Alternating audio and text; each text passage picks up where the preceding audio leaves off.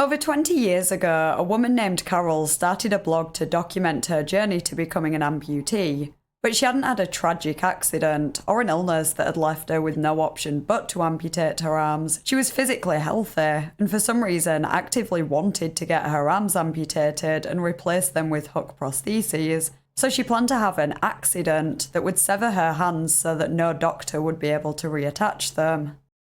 Shortly before the accident, Carole would vanish from the internet. Did she go through with it and maybe even die as a result, or did she come to her senses and back out? Let's investigate.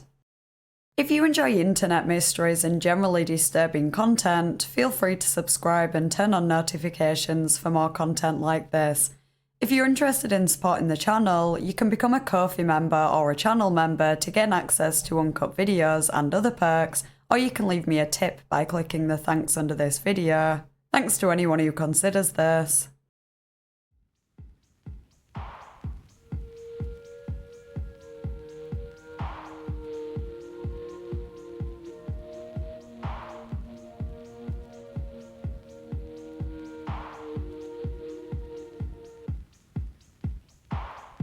This video will contain discussions of topics that some might find disturbing. Viewer discretion is advised. You can become a Ko-fi member or a channel member to watch an uncut version of this video which features extra details that were unsuitable for this cut. In early 2000, a woman named Carole created a GeoCities website that was shut down just over a year later. When you look at an archive of the site, you're met with a contents page, including an About Me section and various other links that immediately make it clear what the site is about. The About Me section, all in capitals, reads, "Hi, my name is Carole and I'm a 21-year-old college student studying to become a teacher of exceptional, disabled children. I'm a high myope and I wear glasses with thick plastic lenses. Although I used to wear contact lenses at times, I've decided to give them up altogether in favour of my glasses. I'm also a bona fide DBE, double below elbow amputee wannabe. Yes, that means that I really do want to have both of my hands and both of my wrists amputated about 8 inches below my elbows. It was only recently that I have finally come to fully understand the extent of my desire to become a real DBE amputee. When I was 3 years old, I met a young man who was completely missing all 4 of his fingers on his right hand. Ever since that time, I have been absolutely fascinated by amputees, most especially women amputees who are missing their hands or their arms and who wear hook prostheses. Ever since I can remember, I have constantly dreamed and fantasized about becoming a real amputee myself, especially a real DBE amputee who wears twin body-powered prostheses with matching Doran's 5X stainless steel hooks. Since I've previously thought that my obsession about becoming a real DBE amputee was unnatural, i.e. wrong, moral, indecent, etc., like coveting thy neighbour's husband or coveting thy neighbour's goods, I always used to hide my feelings from everyone. I say used to because my whole life has now changed quite significantly. Just this past August, Rob, my fiancé, we are planning our wedding for July 14th, 2001, introduced me to his former girlfriend Debbie, a real DBE amputee who wears beautiful twin body-powered prostheses with Doran's 5X stainless steel hooks. Debbie, who is about 5 years older than me, had to have both of her hands amputated about 10 years ago as the result of a tragic accident that happened when she was carelessly playing with some fireworks. She and I quickly became very good friends, and I soon revealed to her my desire to become a real DBE amputee and have a pair of beautiful stainless steel prosthetic hooks instead of my 2 real hands. I really want to be just like Debbie. I now fully understand all of the challenges that I will have to face as a woman who will have twin hooks instead of 2 real hands, and I can't wait to begin facing them. I am absolutely 100% positive that I will be able to meet and overcome all of those many challenges. I've already planned how to get my double below elbow amputations at the same time. My twin amputations will occur as the result of a tragic accident that will completely and permanently sever both of my hands around 8 inches below my elbows, so that no doctors will be able to save and reattach my severed limbs. My tragic accident will happen just before my graduation from college in May of 2001, which will also be just before my 22nd birthday. So I'll celebrate both my graduation from college and my 22nd birthday in the hospital as a new DBE amputee. A few short months after that, I hope to begin my career in the field of special education as a new teacher who not only is a very high myope who wears beautiful glasses with thick lenses, but who also is a new DBE amputee who wears beautiful twin body-powered prostheses with Doran's 5X stainless steel hooks. Yes, I'll be a disabled teacher whose job will be to teach disabled children.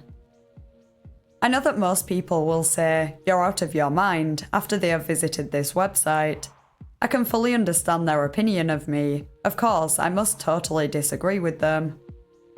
I'm not asking anybody to agree with my decision to become a real DBE amputee. All I'm asking is that everybody understand that I want to live my life just the way that I want, and that I want to live my life with just the body that I want.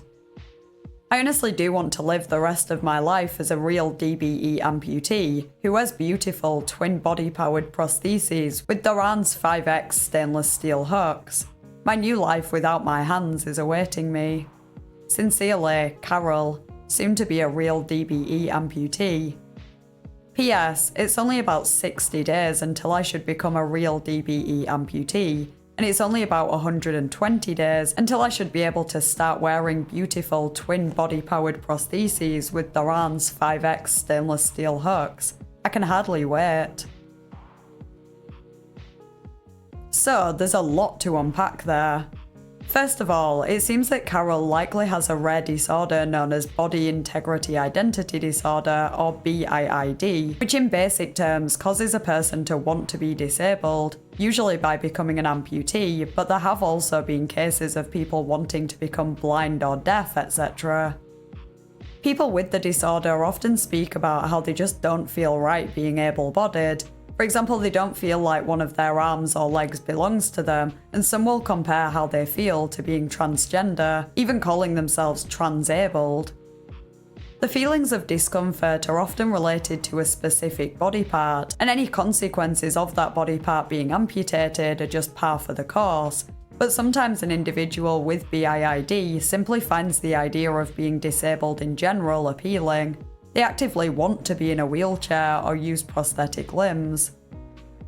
Those with BIID will often pretend to be disabled, for example by using a wheelchair even though they can walk, taping their leg to make it look like it's been amputated, or using a white cane and dark glasses even though their vision is not impaired.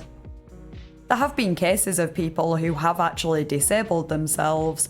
One of the most well-known examples was a woman named Jewel Shuping who deliberately made herself blind.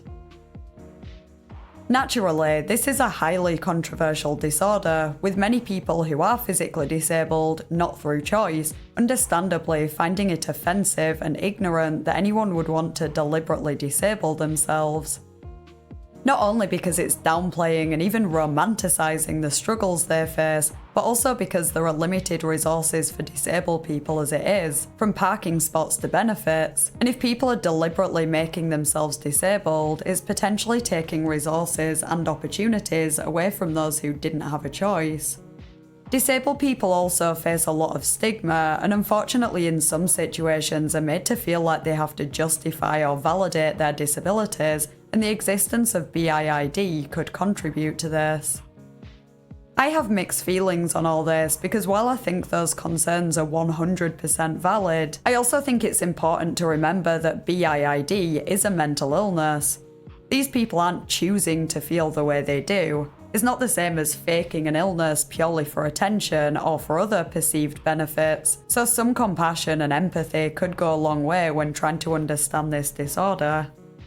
That said, I totally understand that someone who is disabled themselves might find it hard to have sympathy for someone with BIID, and it's certainly not my place to tell them they should be more sympathetic.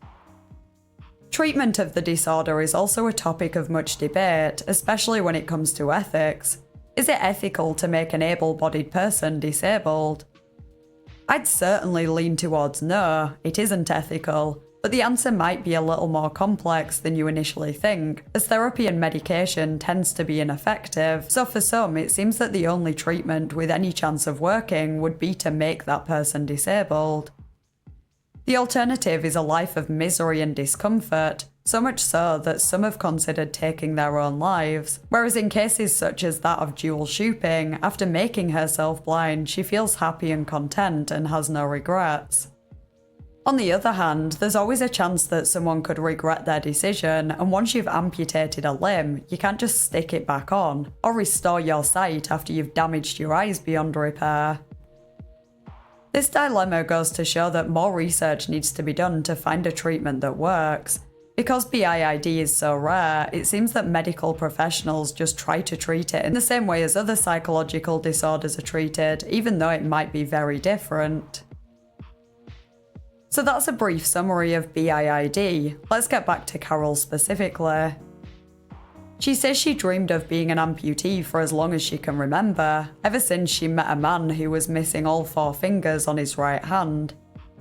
As someone who doesn't have experience with BIID, it's really hard to understand how that encounter could have triggered Carole to want to become an amputee herself. Perhaps being so young, she was just really fascinated by him and admired him, and that somehow manifested into a desire to want to be like him in some way. One red flag I noticed is that she says, quote, "It was only recently that I have finally come to fully understand the extent of my desire to become a real DBE amputee."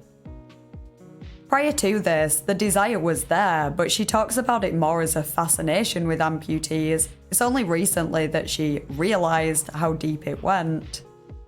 Something else that happened recently was her meeting her fiancé Rob. In fact, they only met around 5 months before she started the blog, which in itself is slightly concerning. She's 21, already engaged to a man that she's known for less than half a year, and the wedding is planned for July, just 11 months after they first met. This is just my opinion. I acknowledge that things are different for different people and different cultures, but 21 is quite young to be getting married anyway, especially to someone she barely knows. BIID is a mental illness in itself, and I don't want to speculate too much just based on the limited information we have, but I wouldn't be surprised if Carole maybe suffers with other types of mental illness too. The way she speaks could be indicative of this. For example, the repetitive reference to the Doran's 5X stainless steel hooks could hint at something like OCD. I'm not a psychologist though, so don't put too much weight in that suggestion. Point is, Carole strikes me as a potentially vulnerable young woman, and I'm worried that the escalation of her BIID could coincide with her meeting Rob. The timing just seems a little suspicious. What makes this more concerning is that Rob's ex-girlfriend Debbie is also a DBE amputee who, coincidentally, wears Doran's 5X stainless steel hooks, the same hooks that Carole is obsessed about, and Carole even says that she really wants to be just like Debbie. Knowing all this, I'd be willing to bet that Rob has a fetish for amputees. According to Healthline.com, an estimated 2.1 million people in the US have had an amputation. Around 46% of those are aged 45 to 64, and 36% are aged 65 to 84, meaning that less than 18% of amputees had a limb amputated before the age of 45. Amputations are also higher for men at 69%, compared with 31% for women. Carole is 21 and Debbie is 26. The chances that Rob just happened to be in one relationship with an amputee, then another relationship with someone who wants to become an amputee, both being young women, are very low, unless he was specifically seeking out these types of women. Carole implies she wanted to become an amputee before she met Rob, so it would be unfair to suggest he totally coerced her into feeling that way, but the fact she said it was only recently that she realised the extent of her desire to become an amputee makes me wonder if he is encouraging her to some extent.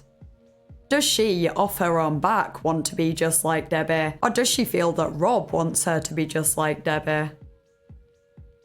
At this point, Carole doesn't specify exactly how she plans to have the accident that will result in the amputation of her hands, only stating that it will happen in May 2001 and will completely and permanently sever them about 8 inches below the elbow so that no doctor will be able to save or reattach them. I'm sure you can think of a few potential ways she could go about this, and all of them are extremely risky. The initial major concern would be blood loss. The radial and ulnar veins run down the forearm, and if these are severed without swift medical intervention, Carole could absolutely die from blood loss. If she survived any blood loss, she's still not out of the woods, as there's always a chance of infection and other complications that could arise even after she arrives at the hospital.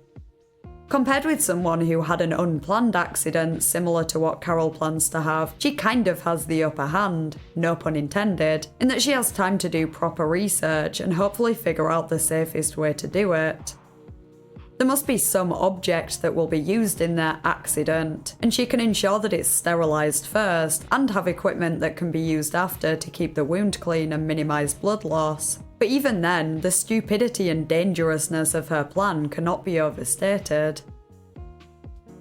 Another page on Carole's blog is titled "Becoming a Real DBE Amputee," and it provides some more insight into her thoughts regarding her situation. Quote, "When I was fortunate enough to become very good friends with my fiancé's former girlfriend, a DBE amputee, as the result of an accident when she was only 15 years old, who wears beautiful twin Dorans 5X stainless steel hook prostheses, I finally came to the realisation that besides my primary goals of becoming a teacher of exceptional disabled children and getting married to my fiancé Rob, the other really important goal in my life is to actually become a real DBE amputee and to successfully wear beautiful twin body-powered prostheses with Dorans 5X stainless steel hooks.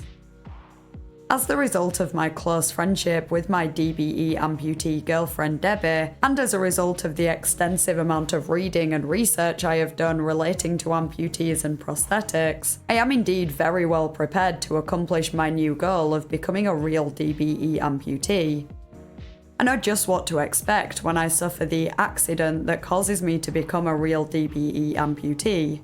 I know just what to expect when I'm in the hospital to have surgery on my stumps. I know just what to expect during my initial recovery time. And I also know just what to expect when I finally have to wear twin body-powered prostheses with Dorans 5X stainless steel hooks. Quite honestly, I really truly believe that I am as prepared to become a real DBE amputee as anyone can possibly be, believe me. I have also been diligently preparing myself to live the rest of my life as a woman who must use twin prosthetic hooks in place of 2 real hands. All of my clothing is now free of all buttons, and all of the difficult to use fastening devices, and all of my boots and shoes are the kinds that do not have any laces, so that all of these items can easily be put on and removed using only my twin prosthetic hooks. I have also completely given up wearing contact lenses, which I only used to wear occasionally, in favour of wearing glasses with a stainless steel frame that will match my twin prosthetic hooks. I do not have to worry about wearing jewellery, except for my engagement ring that I am presently wearing and my wedding ring that I will soon be wearing. Both of those rings are made from white gold, so they will match my stainless steel prosthetic hooks. I plan to eventually have both of those rings modified so I can wear my engagement ring on my right hook and my wedding ring on my left hook. Then my 2 beautiful rings will make my stainless steel prosthetic hooks look even more beautiful. I have also been constantly practicing using my substitute hooks, just using the index and middle fingers of both of my hands as though they were real prosthetic hooks, to do just about everything that I normally do with my 2 real hands. E.g., getting dressed and undressed, taking care of my personal hygiene, eating, reading, writing, cooking, using common tools, ironing, vacuuming, doing other common household chores, carrying things, driving, etc. Unfortunately, there are 2 things that I would really very much like to wish for when I finally do become a real DBE amputee. but they are two things that I know cannot possibly come true. First, I would like to wish that nobody besides myself, not my parents, not my friends, not my relatives, not the medical personnel who will help me, would have to suffer at all as the result of my becoming a real DBE amputee. And second, I would like to wish that there was some way that I could donate both of my amputated limbs to someone who needs them and who would want them. If only I could trade places with any real DBE amputee woman who would be equally thrilled to trade places with me. If only I could have been born a real DBE amputee baby instead of a normal baby. If only I could have the body of a real DBE amputee woman without having to resort to a planned accident, as I am unfortunately forced to do. If only I could get my desired twin amputations, just like any kind of elective plastic surgery. However, since the only way that I can become a real DBE amputee is to voluntarily amputate both my hands myself, then that is what I must do. This page confirms that Carole has been somewhat influenced by Debbie, and it makes me wonder if she never met Rob, would she be planning to take it this far? I don't think Carole could fully comprehend what it'd be like to be an amputee until she actually experiences it. So while it is good that she acknowledges people who are involuntary amputees, and also recognises that the people close to her will inevitably suffer as a result of her choices, it seems like she's romanticising the process and the aftermath, and I worry that if she actually goes through with it, reality will hit her like a brick and she'll end up regretting it. Using your index and middle finger with full sensation and mobility, and the option of using the rest of your hand if you need to, is nothing like having metal hooks with no feeling and no movement below the elbow. Carole seems far too optimistic, almost delusional, and despite her claims to have done extensive research, I don't think she's considered the situation from every angle, and the fact that this decision will be irreversible. The other pages on the blog feature more descriptions of what Carole hopes her life as an amputee will be like, as well as images of other women who are DBE amputees, accompanied by paragraphs explaining how Carole wants to be just like them. There are also a couple of posts about other types of amputees with examples of specific people, for example people with legs amputated, and Carole says she wouldn't mind being like them, but overall her main fantasy is specifically DBE amputation. Sometime around March 2001, Carole's site was shut down and she created a new one, stating that the first one was taken down because some people objected to its contents. Only the intro page has been archived, so I can't see the rest of the site, but it presumably contained the same kind of information as the first. The next mention of Carole I found online was on an old, now inactive website, Anada, created for posting, quote, mayhem, intelligent thought, mindless babble, and never-ending freedom of speech. On this site, Carole submitted a fictional account of her plans for the future, set shortly after her 22nd birthday, titled, How I Got My Twin Hooks. At the time she submitted it, it hadn't yet happened, though of course this was exactly how she hoped it would play out. In the third paragraph, Carole basically confirms my suspicions that Rob encouraged her, describing him as a, quote, true woman arm amputee devotee, and stating that he told her she was a true DBE woman amputee wannabe, and that she wasn't abnormal in any way, nor was she suffering from any kind of mental illness.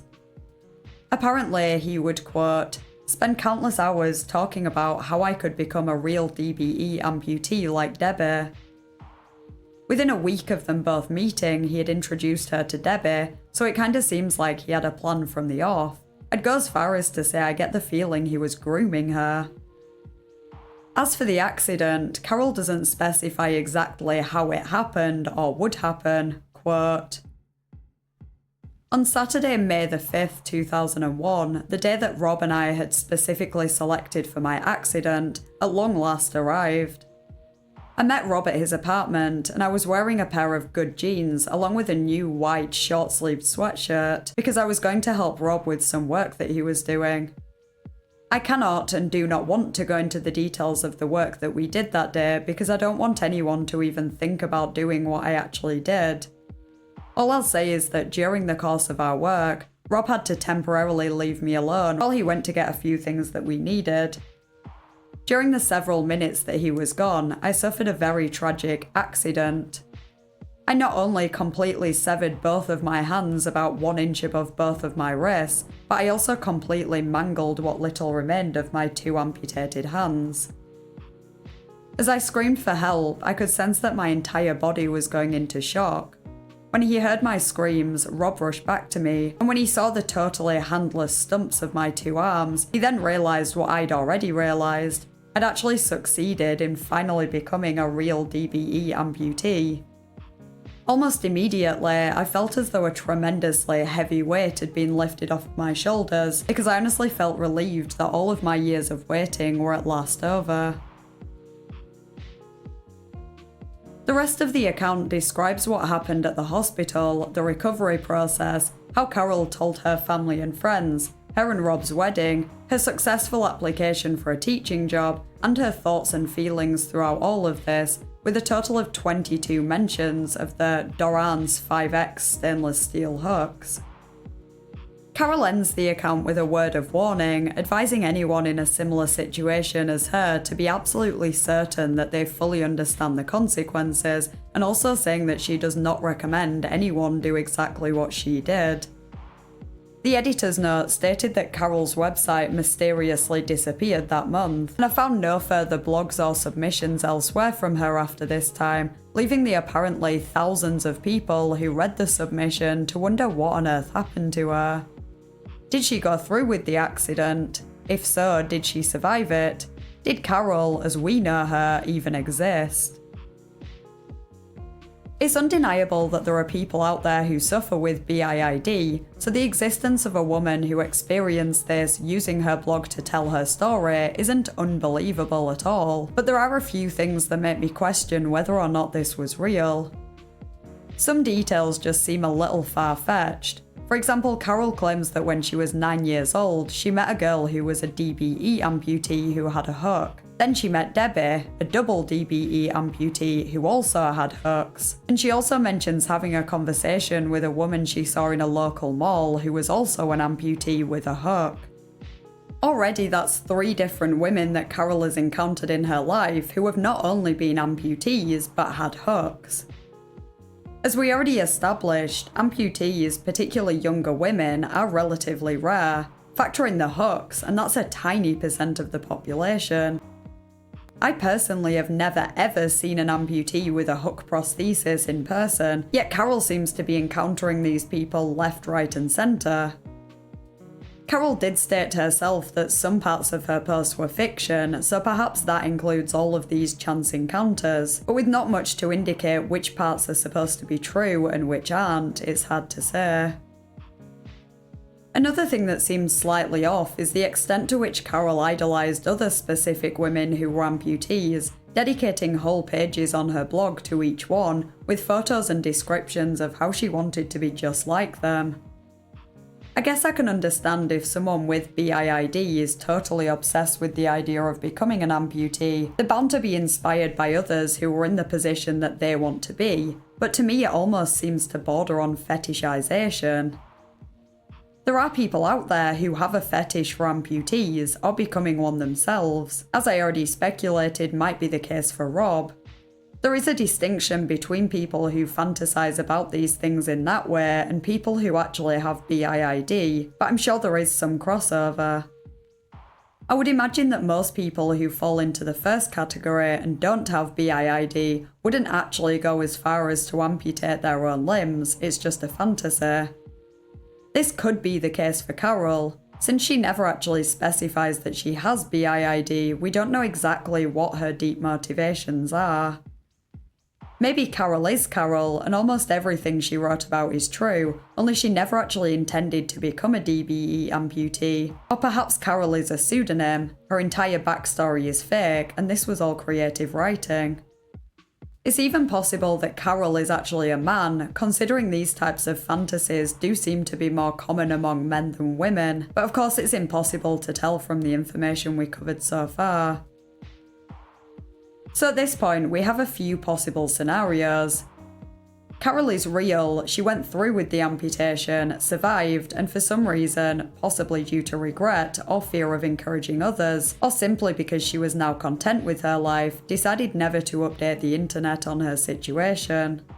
Carole is real. She went through with the amputation, something went wrong, perhaps she died, and her family members, likely Rob, as it doesn't appear that she told the rest of her family about this, deleted her blog.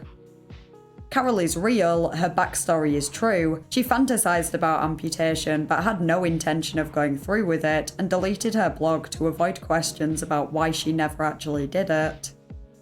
Carole is a character with a made-up backstory created by someone who fantasizes about amputation, or it was just creative writing. They deleted the blog because they never had any intention of actually becoming an amputee. There are a few possible variations in the details, but I think those are the 4 main theoretical scenarios.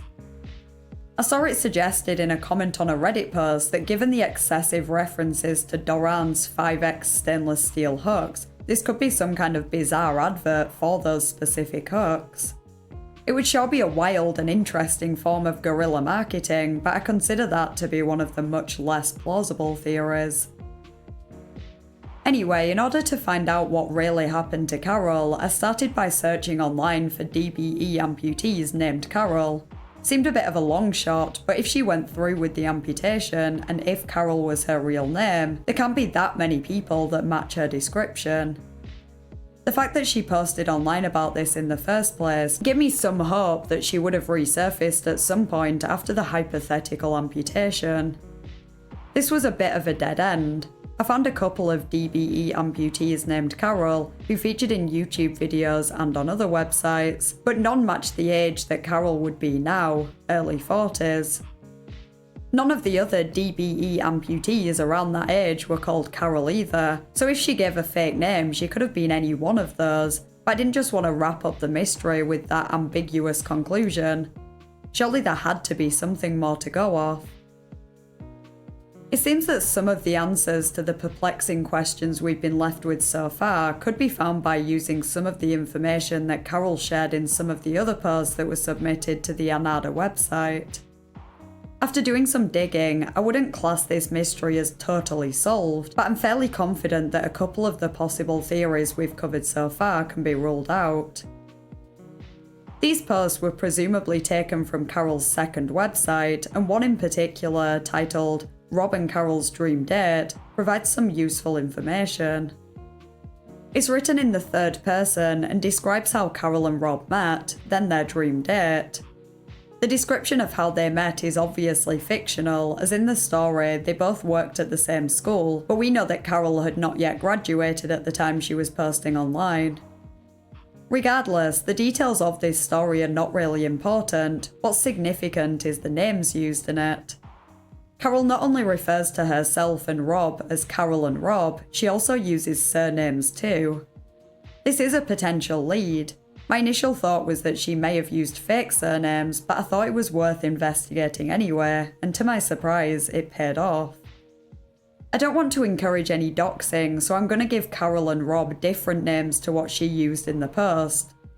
For simplicity's sake, we'll use 2 of the most common surnames in the US and call them Carole Smith and Rob Johnson, though Carole's surname is actually nowhere near that common, which made it easier to find what I believe to be a match. So, in this story, Carole refers to herself as Miss Smith and Rob as Mr. Johnson, so it made sense to start with Carole and see if I could find any record of a Carole online with that surname.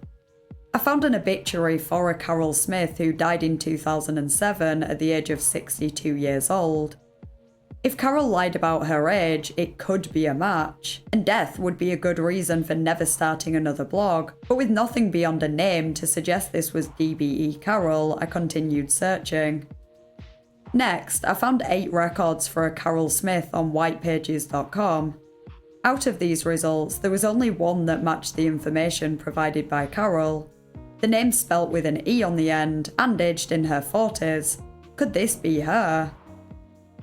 This record gave a middle name and 2 aliases used by her, plus her city and state, so the next logical step was to use this information to attempt to find her on social media. Being a middle-aged woman at this point, I figured the most likely place I'd find her would be Facebook. So I searched for Carole X Smith and filtered by the city given in the record and found nothing. Maybe she moved and the record hadn't yet been updated, so I ditched the location filter and still found nothing. Maybe she doesn't use her last name on Facebook. Tried searching Carole X with the city from the record. Once again, nothing. At this point, I thought I'd hit another wall until I had a look at the relatives listed on white pages and wondered if it'd be worth trying to find them, then finding Carole through them. One of the relatives had a pretty unusual name, so I searched that name on Facebook and got one match. Thankfully, their friend list was public, so I searched Carole and match. While this was definitely the same person who showed up on white pages, the name matched one of the aliases and I found her through her mum's profile who had the surname Smith. I was a little apprehensive to immediately assume that this was the same Carole that this entire video has centered around, so I was going to need to do a little more digging.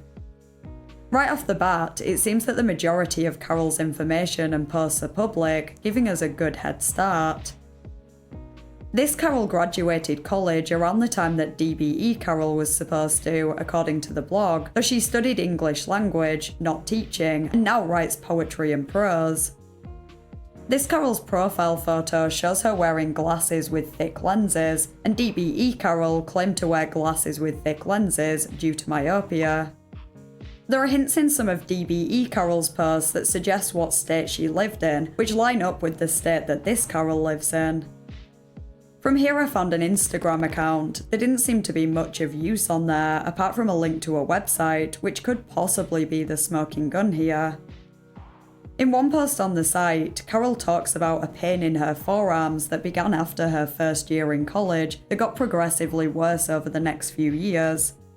She describes it as a chronic pain, and it clearly had a significant impact on her life. Now, of course, there's quite a difference between a pain in the forearms and a fantasy about becoming a DBE amputee, but I think this is starting to make a little more sense. There are a couple of other similarities between this Carole and DBE Carole, enough for me to be like 95% sure that they are the same person, but again, to avoid potential doxing, I don't want to share any information that might lead to this woman being found. At this point, the only thing that could convince me more would be to hear it straight from the horse's mouth, but considering Carole presumably deleted her blog all those years ago, and seemingly hasn't spoken about being an amputee since, and given that it took a bit of digging to find her, I'm guessing that's a chapter of her life that she doesn't want to be associated with now, and I don't think it'd be appropriate for me to contact her about it.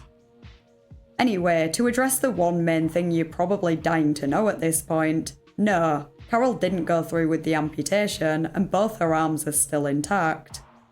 As for Rob, I'm honestly not sure what happened to him. Carole is in a polyamorous relationship and lives with both her partners. I don't think either of them are Rob. I'm not 100% sure, as there isn't much information at all about either of Carole's partners on any of her social media. I think I've figured out the surname of one of her partners, and it isn't the same surname as Rob, but I don't know about the other. Regardless, given that, according to Carole's blog, Rob clearly had a thing for amputees and was encouraging her to become one, and she didn't end up doing that, I'd be surprised if they are still together.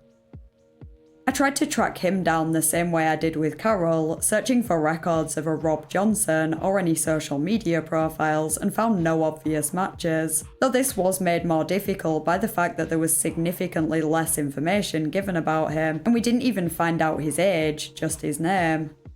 At this point, I don't even know if Rob existed, or if he was just a character in an at least partly fictional story. So, assuming we found the right Carole, we pretty much know what happened to her after the blogs were deleted. Let's try to make some sense of the story she told in the blogs. Here are my two main theories. The first is that Carole never wanted to become an amputee, and the story was simply a creative writing exercise for her, likely inspired by the chronic pain she experienced in her forearms. She studied English in college and went on to write poetry and prose, so writing a fictional story would fall within her area of expertise.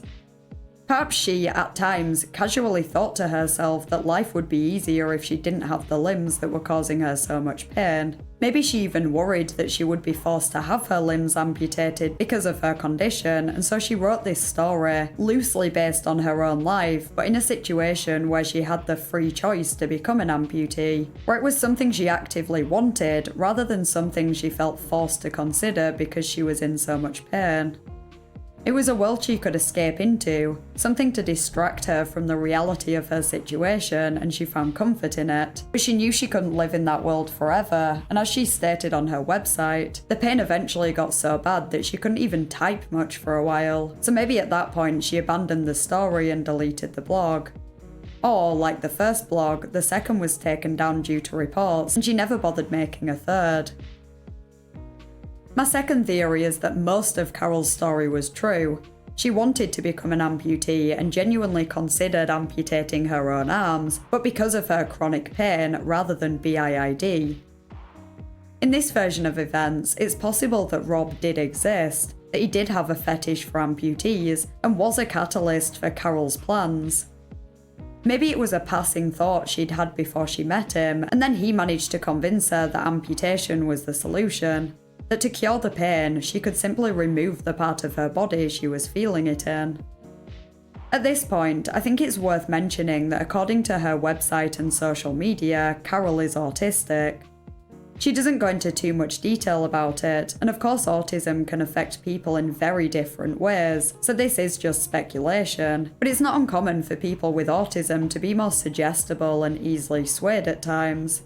Combine that with her relatively young age at the time, and the likelihood of her generally feeling at a loss with her worsening chronic pain that only started to improve years later, and it isn't that hard to believe that the right type of person, someone who was controlling and manipulative, could have turned a passing thought into what may have been perceived as the only option to cure the pain. In this scenario, it's not beyond the realm of possibility that amputation was entirely Rob's idea in the first place. In abusive relationships, people can absolutely be convinced to do things they would never usually even consider. As for the blog, Carole enjoyed writing anyway, so maybe she started it off her own back, or maybe that was Rob's idea too. I can even picture a scenario where the plan was for him to cause the accident that would result in her amputation, and the blog, where she claimed she would do it herself, was his way of covering his own back in case anyone caught on after it happened. If this theory is correct, I imagine the blog was deleted for one of two reasons. As the planned date of the amputation got closer, Carole woke up and realised she didn't want to go through with it, broke up with Rob and deleted the blog in an attempt to forget all about it. Or, given that she used her real full name, someone she knew, a friend or a family member who was previously unaware of her plans, found the blog and convinced her not to go through with the amputation and probably to break up with Rob too. Either way, she got psychiatric help and further down the line received more effective treatment for her chronic pain. I'm kind of on the fence with which version of events I think is more plausible. There were clearly parts of Carole's story that were fictional, but I'm also not entirely convinced that it was all totally fabricated for no good reason. I'm happy to see that Carole seems to be doing well now. She's in a presumably healthy relationship, has a child, and her chronic pain is at least significantly better than it was at one point. If there is any truth to her story, her life could have taken a totally different turn. She might not even be alive right now if she went through with the amputation. At the very least, she could have regretted the decision and it ruined her life. So it's good that she seems happy, regardless of what happened over 20 years ago.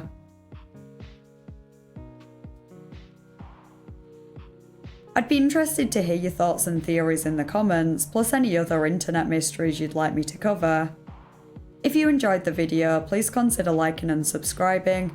Huge thank you to my Ko-fi members and channel members whose names are on screen now. I really appreciate your support. Thanks for watching, and I'll see you next Thursday in a new video.